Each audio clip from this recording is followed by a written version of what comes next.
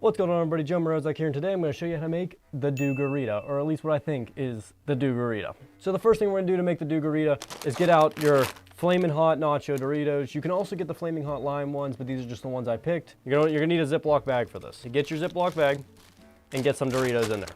So you need to get a good amount of Doritos in there, I'd say. You know, it's always better to have too much than too little, you know?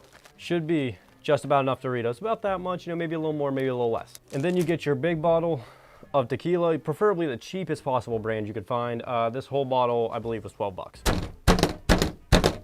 Just keeps beating the crap out of it. You really need it down to like a fine powder.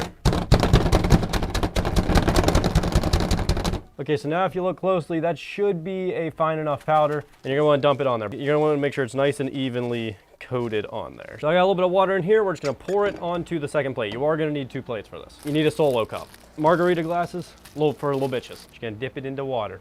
Just dip it nice in there. You know, you gotta get the rim nice and wet. You come over to the Doritos, and look at that.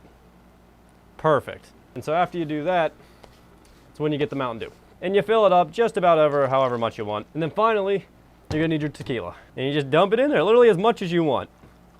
I'm gonna go a little much. With that, you have a Dew Garita, the name brand Red Lobster Dew Garita. You do not even need to go to Red Lobster to get it.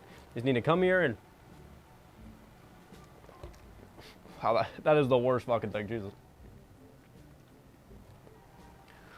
Oh, it's great. There you go. That's how you make a Dew Garita.